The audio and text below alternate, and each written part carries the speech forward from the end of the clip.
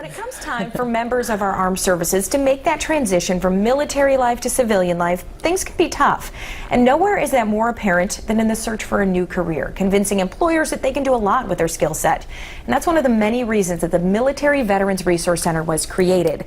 Here to share how they can help, we have career specialist Felicia Luckett. We also have Elizabeth Cave and Chet Monroe here with us, who are going through that transition right now, correct? Mm-hmm. Okay, well, thank you all for joining us. We'll start with you, Felicia.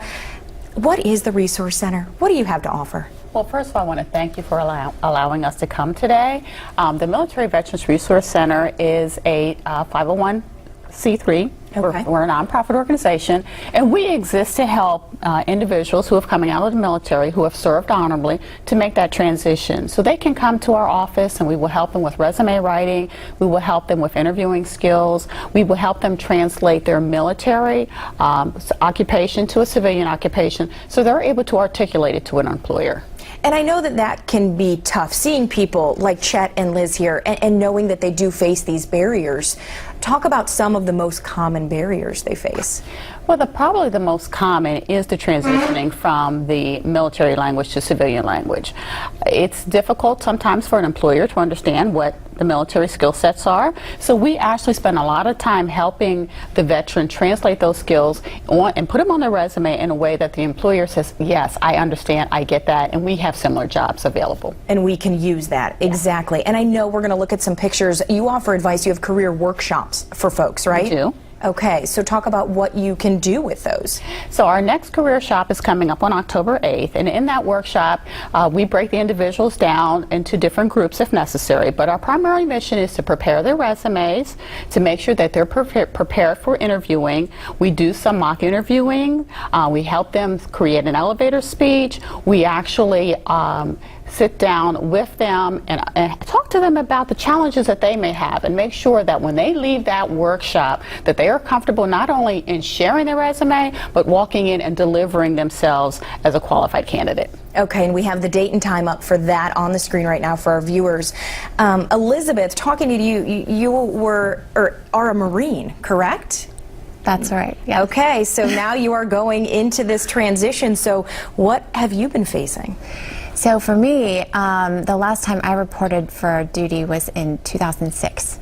So I've been lucky enough to be home with my son for a number of years. I'm an artist by trade and was prior to joining the Marine Corps.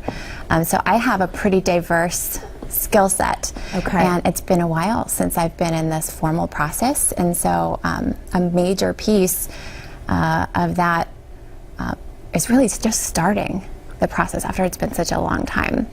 And so Felicia has really helped me kind of crack that first egg, and really has made me feel less alone in the process. Is that, yeah, I was going to say, is that one of the hardest things, is feeling like you're out in this big world and you're by yourself, how to get that job? Definitely. Okay. Definitely. I mean, there are so many things that interest me. I have experience in a lot of different areas, and you know, for military, I think especially, and you probably would echo this, is, you know, we have a really unique skill set that can transfer into the civilian world, and it can just take some doing with finding the right verbiage and really having an advocate in that area. Sure. All right, Chet, what about you? What were you facing when you went trying to make that change? Well, being a disabled vet is a complete another set of challenges, and when I wanted to go to school for phlebotomy, the Resource Center paid for half my school. They've helped me with resume building. I go and I use their computers to apply for jobs online and stuff like that. That's awesome. My sister and my mom are both phlebotomists, so I admire you. Most people go, what is that? They're the people who draw all of our blood, so we thank you for that. Felicia, you mentioned something I just was kind of hung up on. Elevator speech, what is that? Well, you know, I'll explain it in a very simple way. If you had access to the employer and you only had 30 seconds to introduce yourself to that individual, what would you say?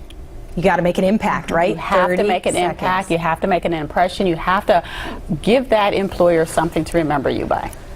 So that being able is to- definitely smart. All right, and if people want to visit you, where should they go? We told them the information for the next workshop, but where do they go any other So time? our main headquarters is here in Columbus, 1395 East Dublin Granville Road, but we also have facilities in Dayton, Chillicothe, Hamilton, Findlay, and Springfield.